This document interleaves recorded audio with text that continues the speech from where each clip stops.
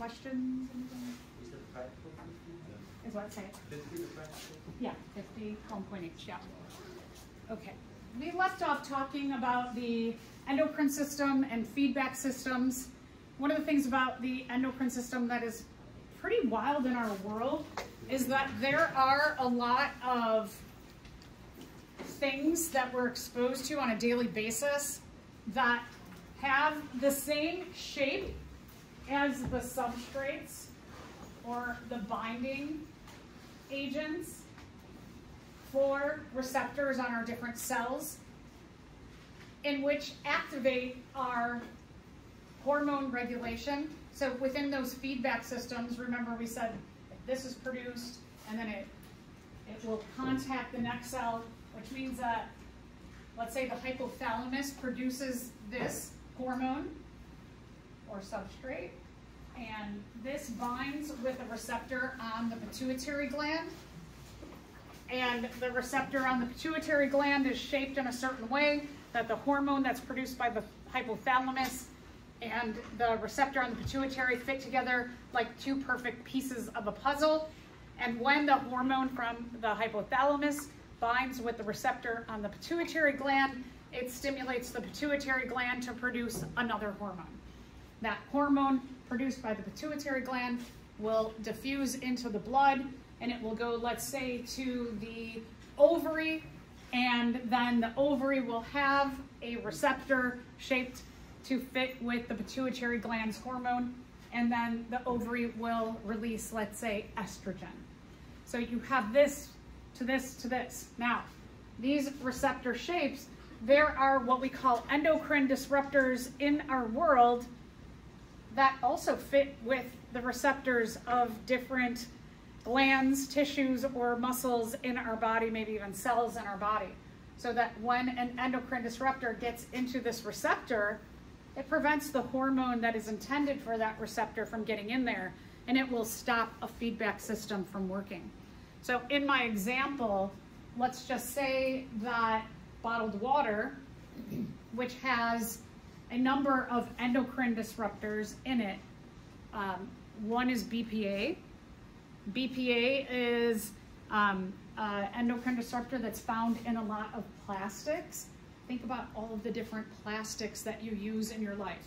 So just getting up in the morning, let's say you have some juice that's in plastic, maybe glass, right? But let's say you have juice in plastic, or you have a drink. You go to Dunkin' Donuts and you get a coffee and it's in plastic. And maybe a lot of our fruits and vegetables come in plastic containers, right? Your yogurt comes in plastic. Your bread is in a plastic bag. We have a lot of plastic that have these endocrine disruptors in them.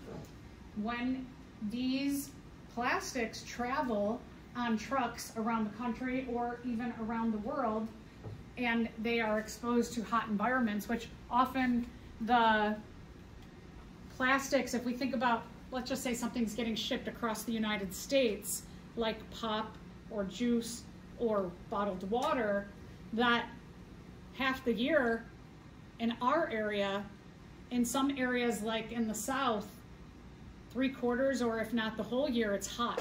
So those trucks are getting heat buildup inside the containers, which heat up the plastic containers that stuff is in, and then those plastics, when they're heated up, they leach endocrine disruptors into whatever's inside. Now this may be true of, let's say, bottled water or drinks and things like that, but also can be true of any foods that are like that, can be true of any body products that are in plastics. So just like cognizantly think today about all the places that you have stuff in plastic. And that's just one example. We'll talk about other examples. But these plastics contain different compounds that are endocrine disruptors that will mess up our feedback systems. And we said our feedback systems are going to be responsible for so many different things that happen in our body. And so looking at this illustration again, you can see a lot of hormone systems that can be disrupted. And so many important systems in our body are regulated by the endocrine system. So a little more about endocrine disruptors.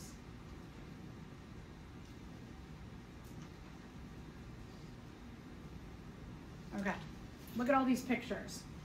Here's a lot of different ways that we talked a bit about the plastic stuff, but also canned goods, Tetra Paks, those like, they're usually square or rectangular shape. They are often lined with a plastic lining inside. Those have endocrine disruptors. Sunscreens, you want to definitely check for sunscreens that say dolphin safe or reef safe or coral safe. Ones that are more mineral based are much healthier for you than some of these like big brands. Some of the big brands are starting to move in the direction of having more mineral based sunscreens, and some are not. This one's a big one, receipts. Most of the receipts that are handed to you, they have BPA on them. This one is a scary one because it is dissolves, the BPA dissolves right into your skin. 300 times more than even what's found in your drinks that are found in plastics. So receipts, I like now that a lot of places will say, do you want a receipt? Or you can choose to have your receipt emailed to you. Those are better choices to have them emailed to you than get that piece of paper. If you work at a place where you are a cashier and you are handing out receipts, you should always wear plastic glove or rubber gloves or whatever. You should glove yourself so that you're not absorbing that. That one is like, it's like how many things we have to think about in our world. This picture cracks me up. Just these like 3 blonde ladies are having so much fun, but they've got all these things that have endocrine disruptors, and they might not be so happy if they really thought about what's going on in and around them. Okay, so everywhere in our world, let's take a look at food production. Chemicals in agriculture, those are endocrine disruptors. Those are on your food. We don't even realize. Even if you're talking about organic food, let's say that you're like, I only buy organic food. Some organic chemicals like pesticides are also endocrine disruptors. So just because something is organic doesn't mean it's 100% healthy for you. No, not necessarily. So food additives, we are seeing there's legislation for things like food coloring that companies have. I think it's like 2 years to stop putting red dye number 5 in foods. And a lot of companies are now going, well, if we got to get rid of that dye, let's get rid of the other food dyes. There are plenty of alternatives, like beet dye makes a really good red dye for food, and it is healthier for you. There are a lot of natural dyes. Turmeric is another one. Turmeric produces yellows and oranges. So some foods, like you could see some candies, for example, if they say like no dyes, no synthetic dyes on them, you'll see a lot of different fruit and vegetable dyes on there instead. And so there are definitely healthier options. We talked a little bit about, you know, plastic packing materials, how many things are packaged in plastics. Just from running our homes, our factories, our college, our cars, our transportation, airplanes, all of that also release toxins, endocrine disruptors into our environment. Your personal care products, cleaning products, flame retardants, solvents and coatings, things that help to keep your house clean. Some of the things that you can use in terms of, like for example, cleaning supplies, you can make your own. We make all of our own at home. We use pretty much borax, baking soda, and vinegar. And then if I want something to smell nicer, we put maybe some lavender essential oil in there with the cleaning product that I make with vinegar and borax. I make my own laundry detergent, super easy. It's also a lot cheaper. very easy, much cleaner. You can look up these recipes for making all of your cleaning products at home. They are a lot, they don't off-gas toxic things into your house, and they're cheaper, like I said, cheaper. You can make also a lot of your own personal care products. I know for some people, your hair has different textures. It might be a little bit harder, but if you just think about, maybe you can look for something that has less ingredients on it. It's true for food as well, that your food and any of your house products, body products, those things that have usually less ingredients are usually a lot healthier for you too. So read your labels. And then even this is a big conundrum. If you go to the hospital, let's say that you have to have a surgery, how many plastic things are used? You've got drip bags, you've got so many tubes, a lot of one-use things, but that's important to have single-use stuff, right? You don't want to get a shot of something and then they're like, let me just rinse that off and I'll give it to the next person. Because you're going to probably have a little bit of blood from that other person in that needle, right? So some of the single-use stuff is really important. However, some of the plastics can be made from things like certain grasses can be made into plastic. We talked about biofuel. Did I talk about biofuels? Yes, okay. We talked about biofuels, that we can make fuel from different living things. We can also do the same thing for plastics, that we can make corn-based plastic, rice-based plastic, grass-based plastic. So there are a lot of options. So for those of you who are maybe a little more like engineering-minded and also medical-minded, create a bunch of these things that we use in the medical field from something other than coal, oil, or natural gas, and you will be very rich. That you can make these healthier alternatives to create less waste, things that are biodegradable and healthier in general for people. So there are a lot of options out there. It's just interesting that in the United States, for example, a lot of these things, as well as like body products, a lot of the ingredients and the way that we do things, like linings on cans, you can have a BPA-free lined can. So you want to look for those products. A lot of times too, they are no more expensive than the other. You just have to be a smart consumer. I know especially right now, things are very expensive. I like to shop at Aldi because Aldi has a commitment written into their business plan to try and use no synthetic dyes in the products that they produce. They always look for, or they, not always, but they are in their business model looking for less of like these number plastics, for example, and these which are a little bit healthier options. So I do like the business model of Aldi, and I often find that the fruits and vegetables, things that we consume a lot of in my family, are cheaper. So sometimes I know it's like, if you go to Whole Foods and you want to buy all organic food, you can get a lot of that also at Aldi or some other, you know, like you can find stores that are cheaper. So when you're looking at especially these classes of foods, you want to look for numbers 1, 2, 4, 5 are much healthier than 3, 6, 7. These numbers mean that the plastic is not, or excuse me, the container is not recyclable at all. They do have combinations of these kinds of containers in them. So they're usually like already recycled a number of times that they can't be recycled anymore. Or styrofoam is another one. Styrofoam is, I believe, a 6.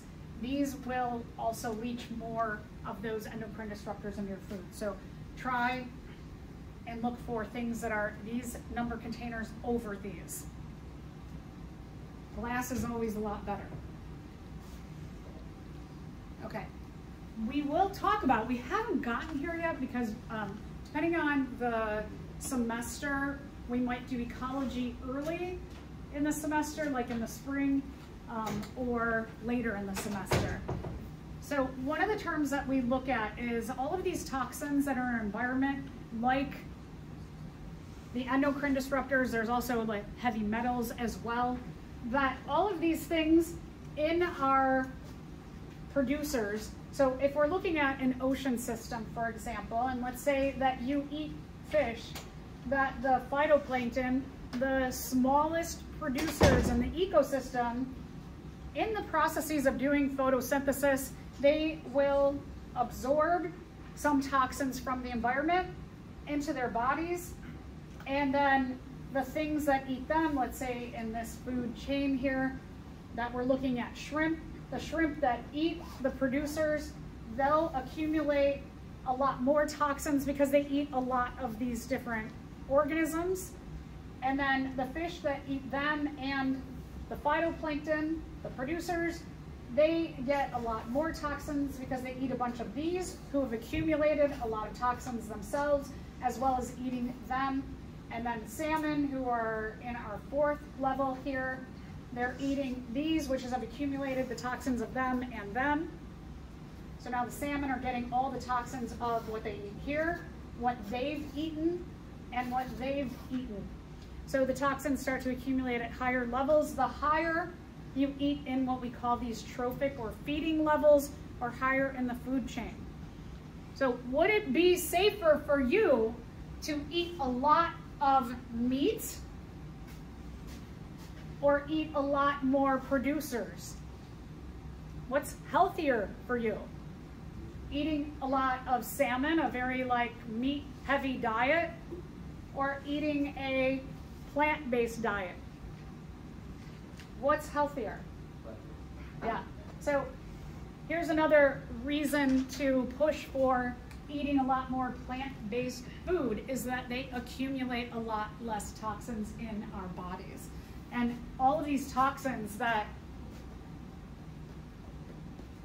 accumulate, the higher you are up on the trophic levels, the more toxins you accumulate. It's called bioaccumulation or biomagnification.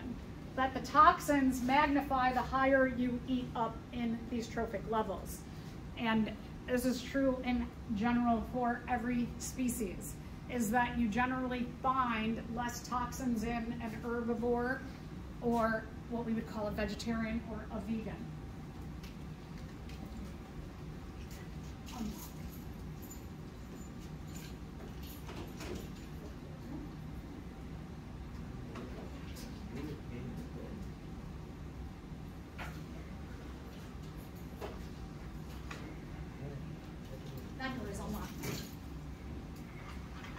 We are seeing this we are seeing the effects of endocrine disruptors in most animals on the planet.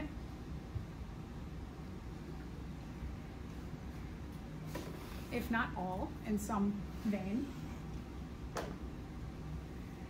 If you remember a little bit about frogs, when we talked about respiration, that frogs have very primitive lungs, and so they also use their skin as a respiratory surface.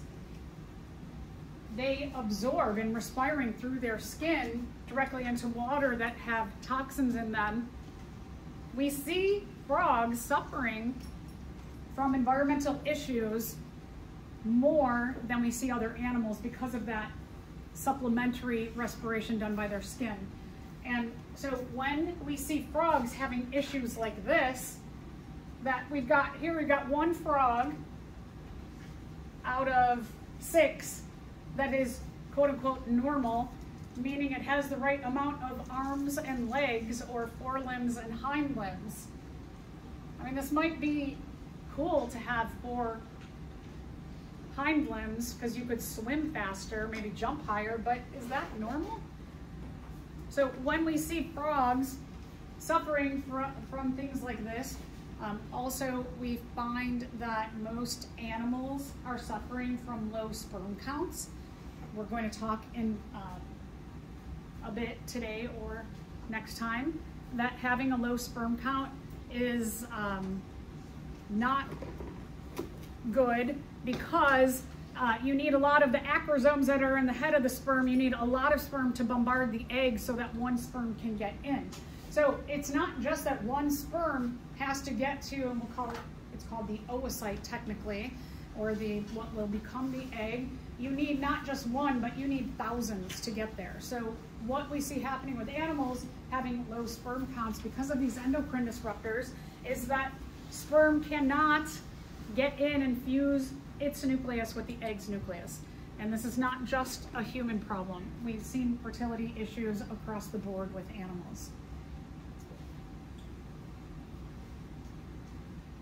Another thing to think about in terms of just feedback systems as well as endocrine disruption is that we have these systems that might not just be between you and what's happening with your endocrine system, but in a relationship between a biological mother, if she is breastfeeding, that the hypothalamus, when a baby suckles a nipple, it sends a signal to the hypothalamus. The hypothalamus produces a hormone that goes to the pituitary gland. The pituitary gland produces a hormone that contacts the milk glands, and what it does is it causes, and what is produced by the pituitary gland is oxytocin, causes receptors on the muscles that surround the milk glands it causes those muscles to contract. And in contraction, the milk that's produced within the milk glands ejects into the baby's mouth. So just by the act of suckling starts this feedback system that is a negative feedback system, because as long as that happens, then once the baby suckles the nipple, the milk is ejected. When the baby stops suckling the nipple, which is usually in like 20 minutes, the system resets back to where it was. Also, this system only continues until maybe a certain age, that the baby maybe after 9 months stops breastfeeding, and then this feedback system also completely stops. The milk glands will reduce over time. So with females who are breastfeeding, their breasts will be a lot bigger during breastfeeding than when they stop, or if you never do it. Some of the toxins that are found that the mother is consuming or is exposed to in her general environment, some of those endocrine disruptors also can disrupt this milk producing system. And so sometimes women have a really hard time breastfeeding, and they believe that there are distinct connections between endocrine disruptors and the process of producing and ejecting milk.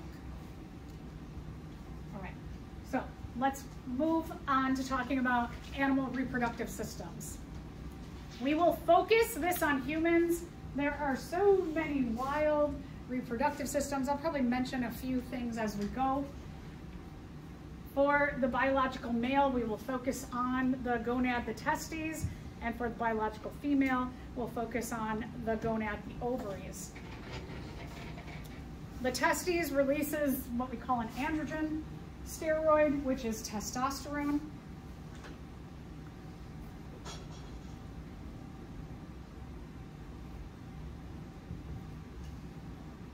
The ovaries release two, estrogen and progesterone.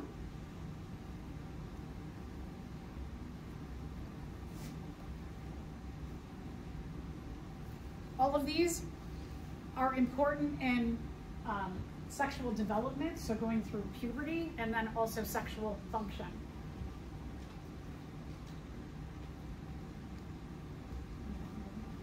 So let's start with puberty. My sons like to say, I'm getting puberty. So when you're getting puberty, a bunch of things happen. One is that it's the maturation of the brain that starts this whole system.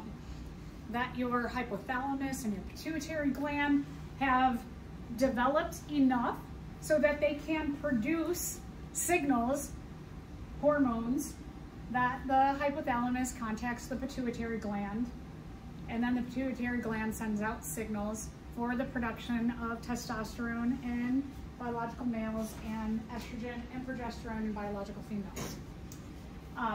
The hypothalamus produces what we call GnRH, gonadotropin releasing hormone. This will happen in both males and females will happen in sexual development during puberty, but also during sexual function. The hypothalamus is going to, the GnRH, is going to bind to receptors on the pituitary gland, and it is going to stimulate the pituitary gland to release two hormones, LH, luteinizing hormone, and FSH, follicle stimulating hormone.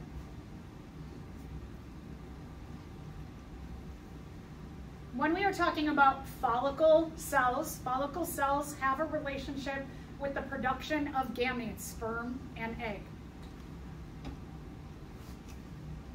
LH and FSH are going to travel through the blood, and they're going to stimulate the gonads, testes in the biological male, ovaries in the biological female. It will stimulate the production of testosterone in males and estrogen in females. We will see at times also that progesterone is also stimulated to be produced by LH and FSH. So in males, let's talk about the secondary sexual characteristics that are developed through this feedback system in puberty, that the penis and the testes enlarge, hair all over the body, more hair in places like the underarms, the pubic region, facial hair, depending on the person. The voice box begins to enlarge, the muscles actually become bigger, the voice changes, pitches, and muscles all over the body will further develop.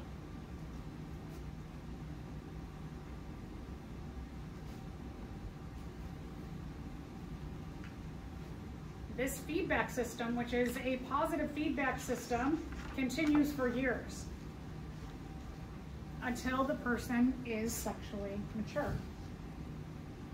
So let's take a look at females. In females, the breasts enlarge, start to enlarge to develop milk glands, ducts, muscles.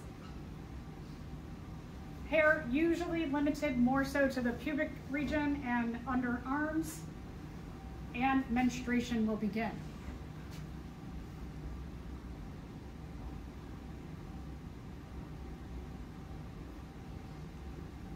You'll also see that with females, the process of puberty leads to menstruation, which is a whole crazy cycle of both negative and positive feedback once a month. All right, so let's take a look at this question.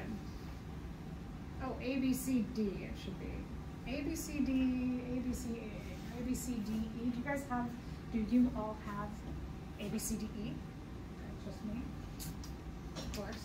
All right, so if a child develops an anterior pituitary, just focus on pituitary tumor, that reduces LH and FSH production, what problem might this cause?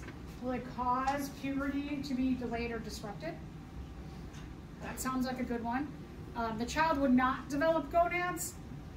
Did we say anything about like the system having an impact on the development of the gonads? Those are going to develop on their own from other just growth.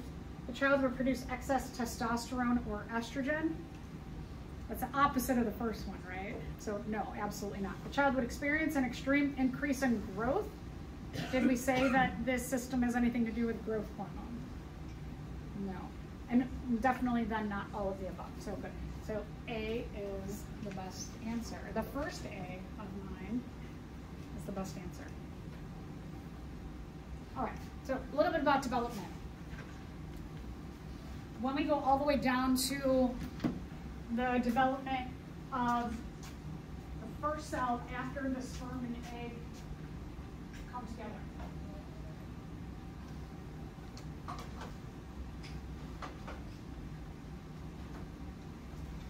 So just to show you some of this, like we'll get to this in the development chapter, but we're mentioning these hormones now. That when the sperm and egg come together, they make a first cell. This first cell has 23 chromosomes from the sperm and 23 chromosomes from the egg. We call this the zygote, and then the process of mitosis will kick in.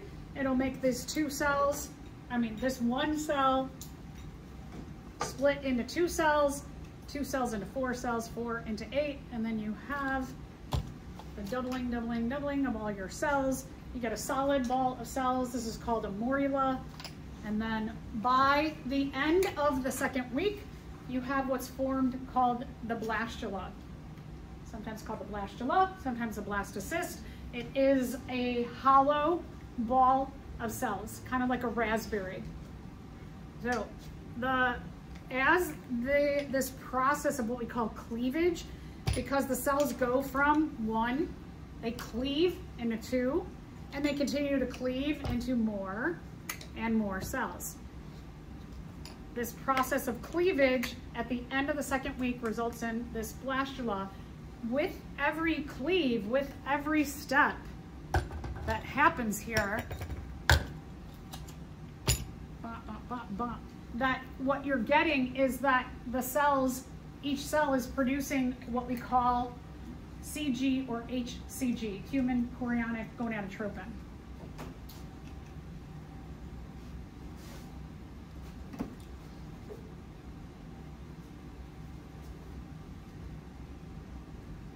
By the end of the 2nd week, usually the blastula embeds, it makes its way from the fallopian tubes down into the uterus and embeds into the endometrium.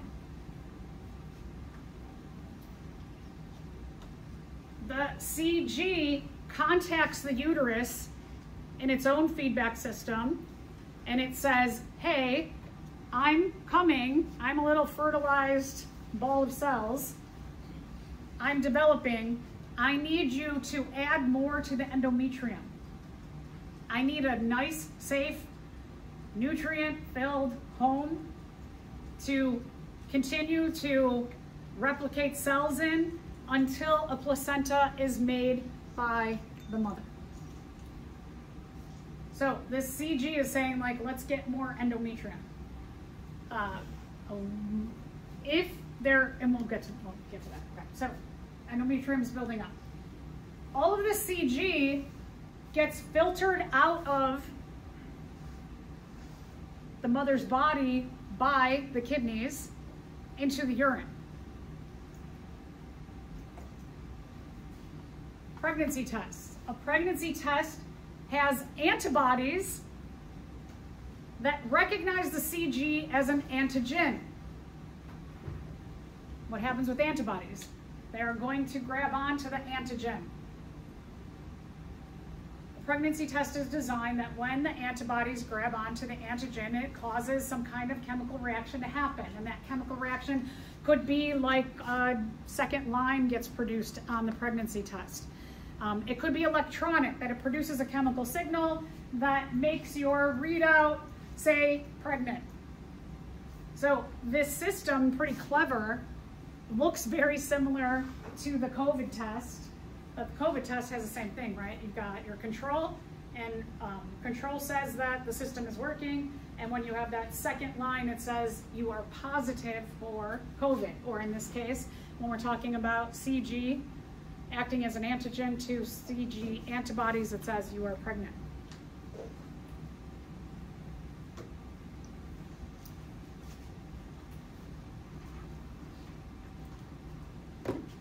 This process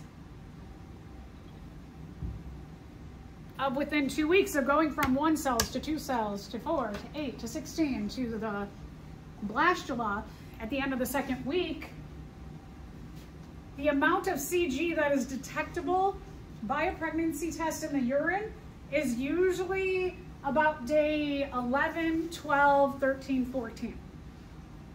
So we're talking about a week and a half. There are some tests that say may detect at day 8. They're a little more sensitive, but most of them are usually like toward the end of 2 weeks.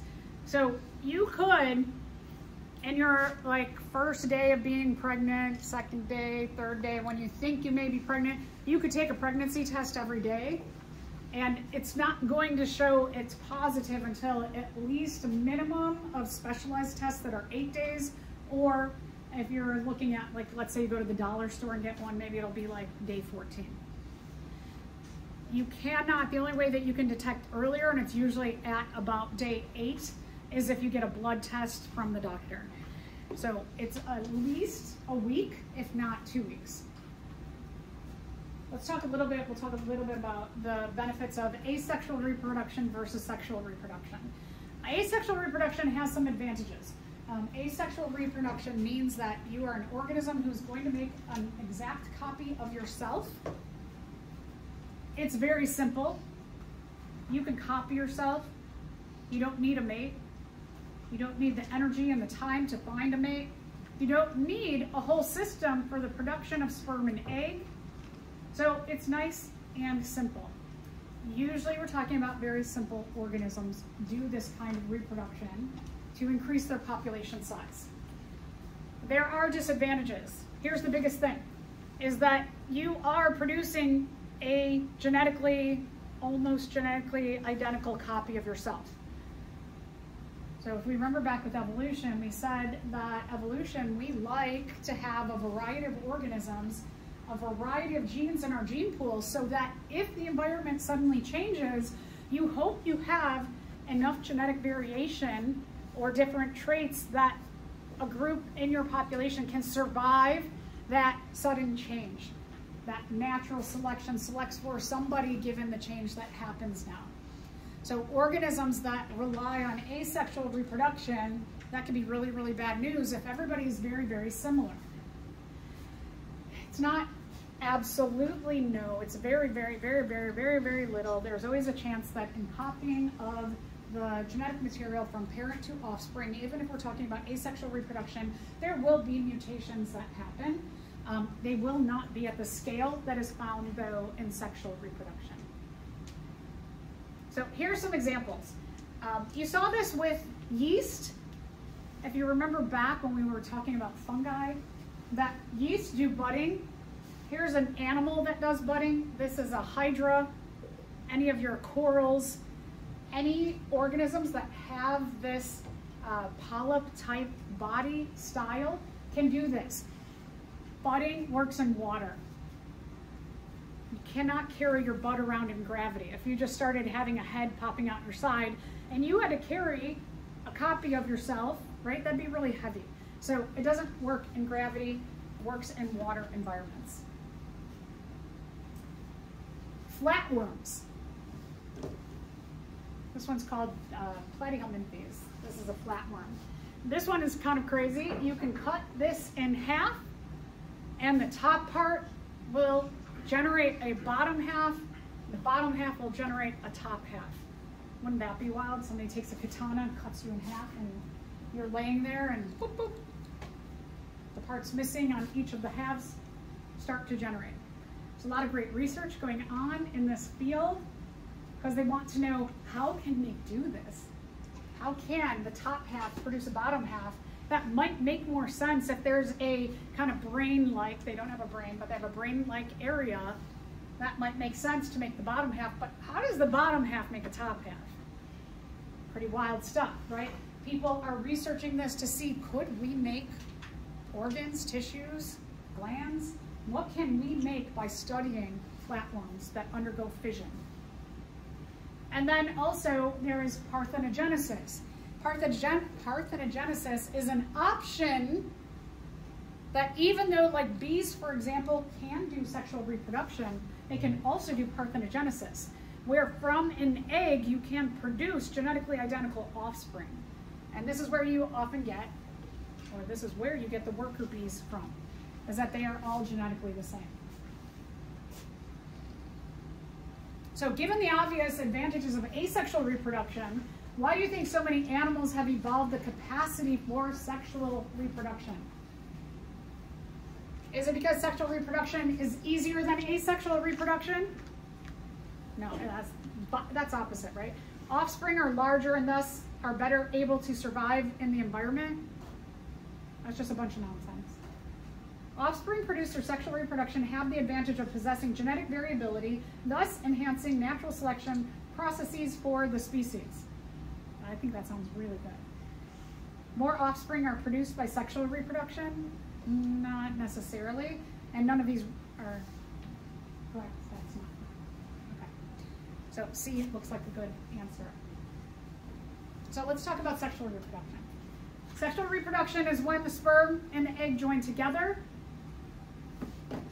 Reflecting back on genetics, we call that haploid sperm and haploid egg come together. Haploid means you have an N amount of chromosomes, which an N means a set and a set. You have one set of chromosomes from biological mom, one from biological dad. They come together and you get a 2N cell. So this is what we call diploid, is that you make a diploid cell. In the making of sperm and egg, the processes of oogenesis to make the oocytes and spermatogenesis to make the sperm, you have two processes that are embedded in meiosis. One is crossing over in prophase 1, that the chromosomes, when they come together, the number 1 chromosomes and their genetically identical sister chromatids, they come together during prophase to make what's called a tetrad, and the tetrad pieces of the chromosomes cross over and exchange parts. That makes genetic new combinations in the oocyte or egg that's made and the sperm that's made. It is essentially a crazy process where if I went up to Samantha here and I ripped off her arm and I ripped off my arm and I put my arm on her and her arm on me. We have equal parts, but we now have different kinds of parts. And so that's a wild thing. The other thing that happens during the formation of egg and sperm is that in anaphase 1, the process of independent assortment happens, that when you are kind of tying up the ends of meiosis 1, the tetrads, each of them, like if these are chromosome number 1s, 2s, 3s, 4, 5, the tetrads, they independently assort of all of the other tetrads. And that means that if we're looking at like the tetrad of chromosome 1s, they could separate like this and go into opposite sides of the cell to become 2 new cells over here. But if we look at the tetrad of chromosomes number 2, they will maybe do this. And chromosome 3 maybe do this. And chromosome 4s do this. And chromosome 5s do this. And chromosome 6 do this. And so each of the tetrads in anaphase 1 assorts independently of what all the other tetrads are doing. So you get new independent combinations of genes in your oocytes or eggs and the sperm. Okay, so disadvantages of sexual reproduction. It takes time. You have to wait for the formation of the eggs and sperm. You have to, especially when we're talking about biological females, you have to wait once a month for one oocyte to be released. Timing is everything. It takes a lot of extra energy to go through these feedback processes to make egg and sperm. And then you also have to not only find a mate, but you have to find a suitable mate. We'll talk more about that as we get into behaviors as well. Okay, advantages. Like I mentioned, with crossing over in prophase 1 and independent assortment in anaphase 1, you get new genetic combinations in your eggs and sperm that you do not see in the parents. So you can produce more genetic variation there. Sometimes, if we're talking about like water, these are corals that form coral reefs. They have signals where they're all going to mate at the same time on the same day. And so in the summer months, at the warmest month, at the full moon, all of the corals will release eggs and sperm. And then it's like, because these are solitary, because these are sedentary or sessile, they are stuck in their spot. So they can't just like go walk over and find a mate. They're just like, okay, I'm gonna release my sperm or my egg, or sometimes some of them have both the ability to produce sperm and egg. So they just start popping out their sperm and egg, and they hope that the species of sperm and egg that they are find each other. So they release a ton on that one night. But guess what? All the different kinds of coral species do it, and a lot of other invertebrate as well as vertebrate species do that. So on that warmest night in the summer at the full moon, you've got tons of different species releasing sperm and egg. It's a wild, crazy sexual reproduction night. All right, so let's talk a bit about eggs. Eggs are produced in the female gonad, the ovaries. All the other structures are just accessories to getting the egg and sperm together, to getting the endometrium ready so that you have that nourishing place until the placenta is made, to helping the zygote to move to the uterus. You've got all kinds of things that are helping to make this process happen, but the oocytes are produced in the ovaries.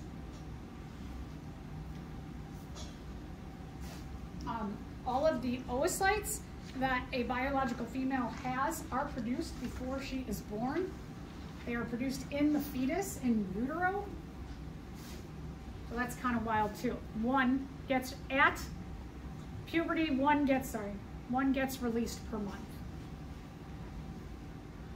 This is a pretty cool picture. You can see the ovulation happening.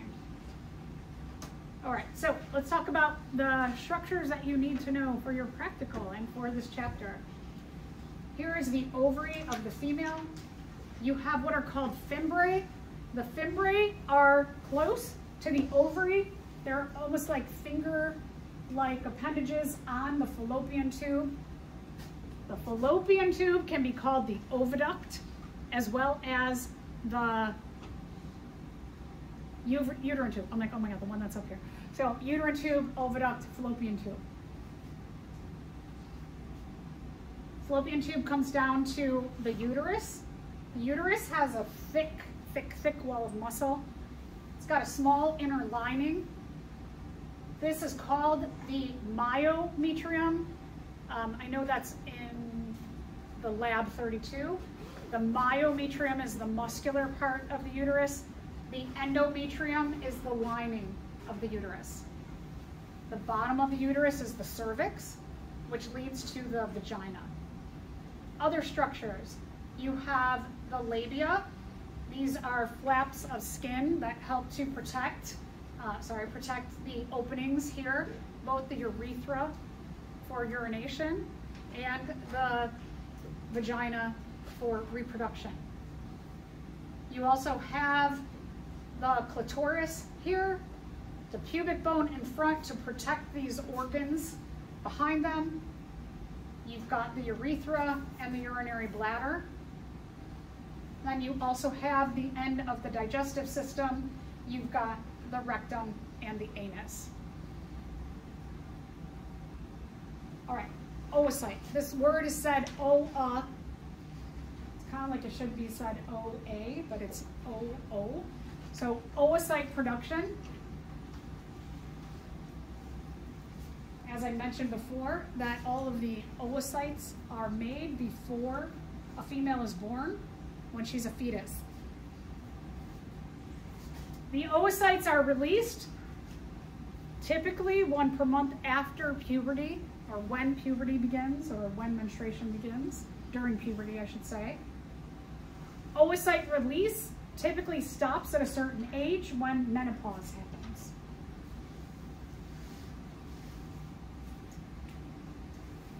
When an oocyte gets ready to be released from the ovary, it is the process called ovulation. Ovulation is, we'll get into the whole menstrual and ovulation cycle for the biological female, so we'll look at all the steps that happen soon enough. This is a kind of wild thing that happens with ovulation, is that, and with the oocytes,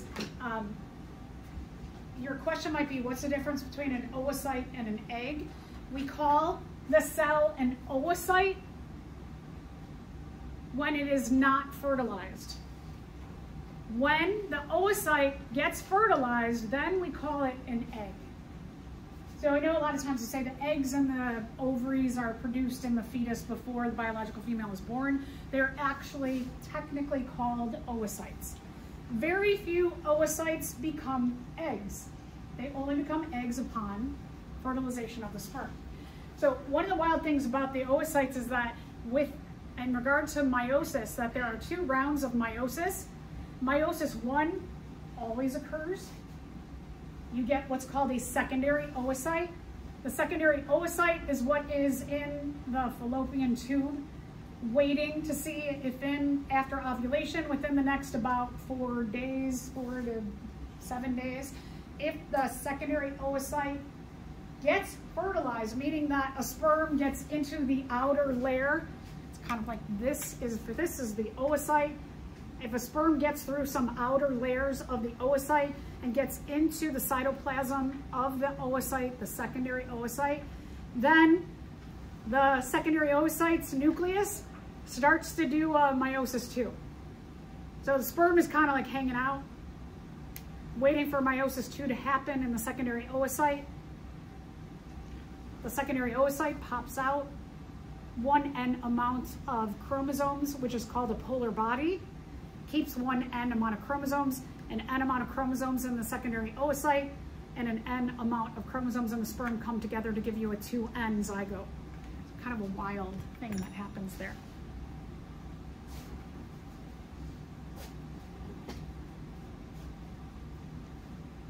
So all the other structures are accessories to the ovary, whether we're talking about like the cervix, which is the bottom of the uterus.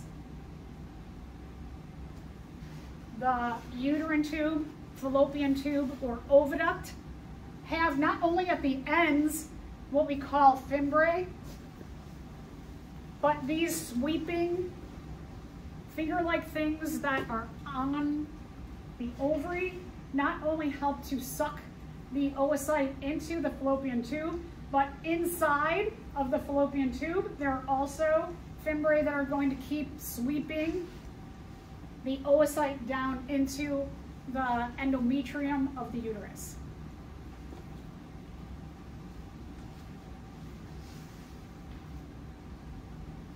The uterus, also called the womb, is where the fertilized egg potentially develops. So one thing I want to point out here, this is super exaggerated.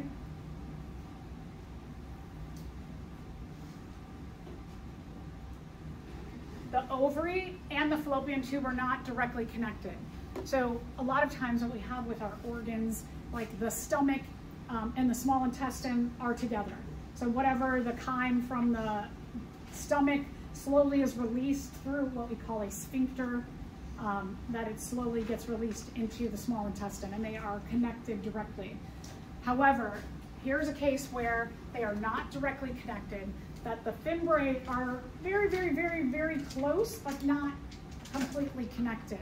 So there is not a tube coming out of the ovary, and that's why it's important for the fimbriae to make this like sweeping motion to get the oocyte out of the ovary.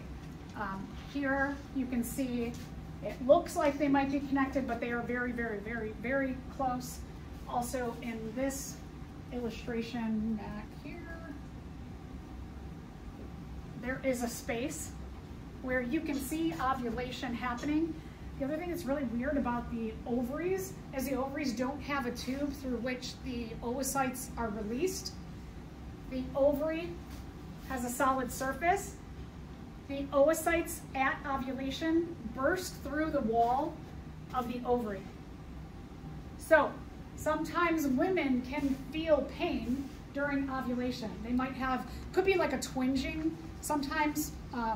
So sometimes you could feel like maybe like a little like almost like that motion, like something like that in one side of your body. That's probably ovulation. Sometimes people will have like a, like a pain, almost like a kick in the, just one part of their pelvic region. It's because this is bursting out.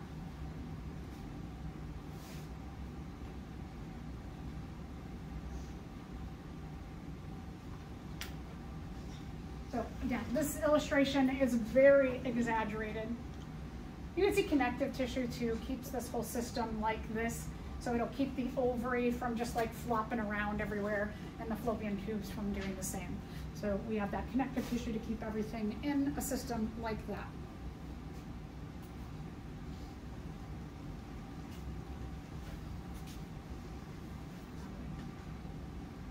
Is it?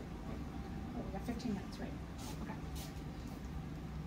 Okay, let's get through the ovarian and menstrual cycle. So this is a monthly cycle after puberty occurs. Menstruation as part of puberty in biological females will begin. Is it a perfect 28 days? In textbooks, yes. In like real females, not always. So some people might have something that's like 22 days, 24 days. Some people might be right at 28 days. Some people could be at 36 days. It's really great. There are apps that you can track to put in data, and it tracks your cycle. So you as an individual can kind of expect it. However, cycles will also be altered by stress. Who isn't under a lot of stress? Your nutrition, and maybe those of you who were fasting, maybe you're fasting during Ramadan or Lent, you might notice that your nutrition shift might have an effect on your menstrual cycle. No exercise, over exercise. If you're an athlete, someone like when you're in your season and you are training, or let's say that you decide I'm going to start bodybuilding, you can like really shift your menstrual cycle. Medications, certain medications can throw you off. Drugs, alcohol, your genetics. You might, if you know your biological mother, you might find that your cycles are about the same amount of days. So we have a lot of things in our environment that can alter the menstrual cycles. Kind of important to track if you are either trying to get pregnant or not trying to get pregnant. The menstrual cycle starts with GnRH is produced by the hypothalamus, which is going to be released. It will bind to a receptor on the pituitary gland, which is going to stimulate the pituitary gland to release LH and FSH. FSH is going to stimulate follicle production. What this means is cells around the primary oocyte in the ovary, you're going to get more cells around that primary oocyte. Eventually, what's going to happen with those cells down the line, they, in the next couple weeks, these follicle cells will mature and they will produce their own hormones. The FSH is going to stimulate the primary oocyte to release estrogen. And that happens in the ovaries. As I mentioned, 1 per month-ish. The name menstrual cycle is based on the word that is Latin for menses, which means month. But a month could be, 28 days, 31 days. And that's an approximation. The estrogen that is produced by the ovaries, by the primary oocyte and the follicle cells in the ovary, is going to contact the contact the uterus, and it's going to stimulate the uterus to add more endometrium. The estrogen is also going to diffuse into the blood. It's going to travel around the blood back to the hypothalamus, and the estrogen is going to stimulate the hypothalamus to produce GnRH again. Is that a positive or a negative feedback system? Okay, positive, right? Because the first one in the chain, the hypothalamus to the pituitary, GnRH produces LH and FSH, which produces estrogen. The estrogen is going to travel through the blood, go back to the hypothalamus and say, go on, more GnRH, let's go down. So this is a positive feedback loop. The last one tells the first one to go. This has taken about 14 days. The GnRH stimulates the pituitary to produce more LH and more FSH. if we're talking about like a perfect 28-day cycle, it's about midpoint of the cycle. So depending if you have like a 36-day cycle, it'll be midpoint of that.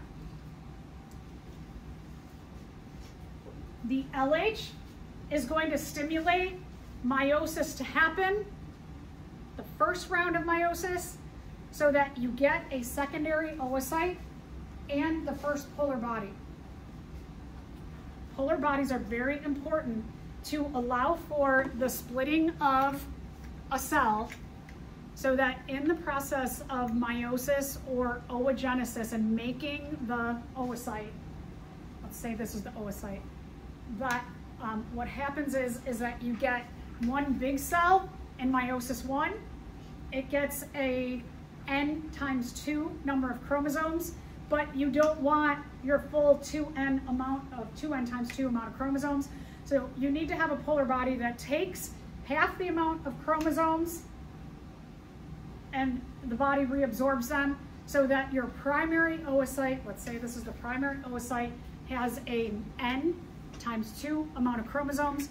We call it n times 2 because the original chromosomes each still have a sister chromatid connected to them.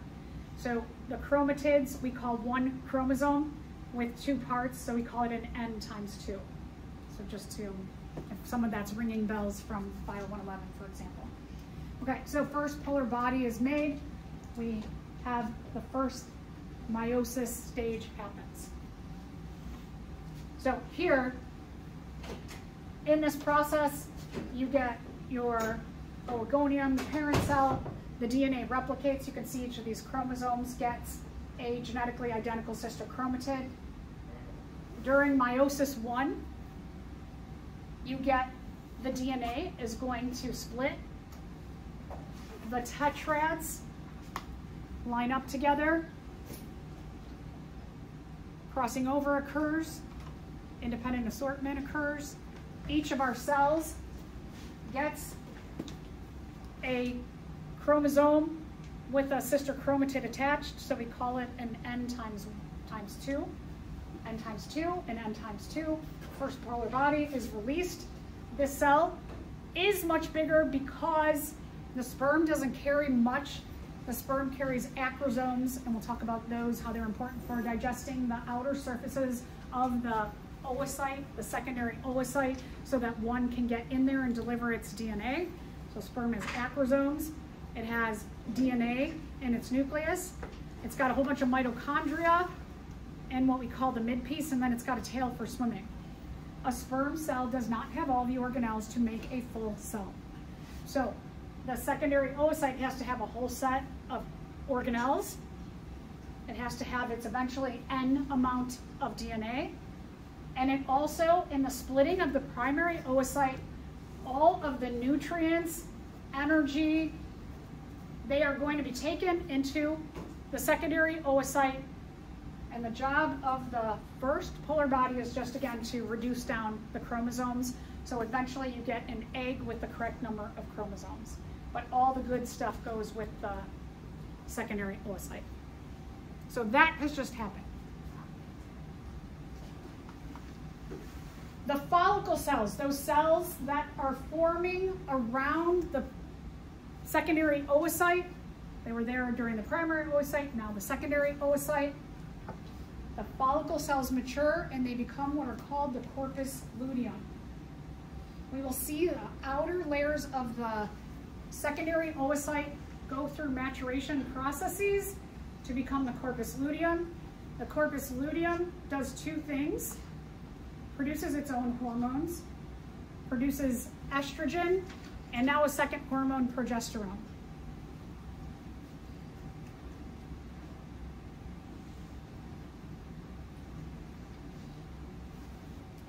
It also makes a thicker layer around the secondary oocyte.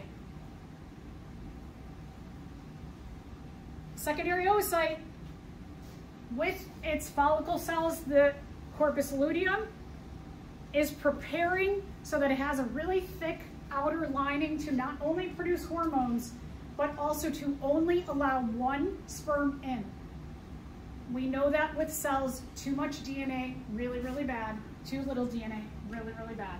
So you want one sperm nucleus and one egg nucleus to come together, not more than one sperm. And all of this is orchestrated by the maturation of the follicle cells into the corpus luteum, and then we will see they mature even further. The estrogen and the progesterone are going to contact the uterus, and they're going to say, more endometrium. Maybe a pregnancy will happen within the next few days or week. The other thing that estrogen and progesterone do is they also diffuse through the blood. They not only contact the uterus, but then they go back to the hypothalamus. Estrogen usually says to the hypothalamus, more GnRH, but now progesterone overrules what the estrogen says, and progesterone tells the hypothalamus, no more GnRH, stop. So GnRH is inhibited by that addition of progesterone.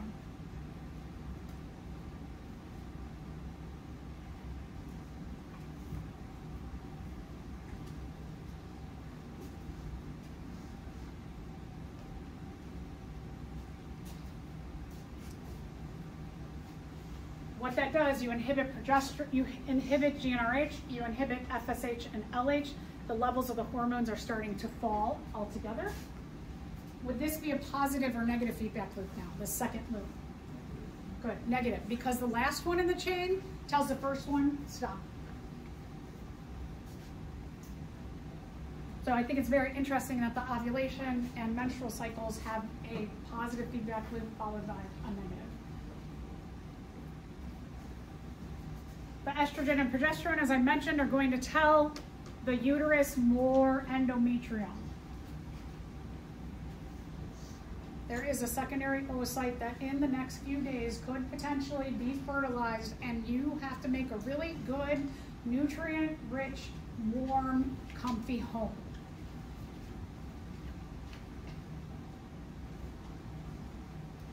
If in the next few days, we've only got a few days here, that if fertilization does not occur, the corpus luteum starts to break down.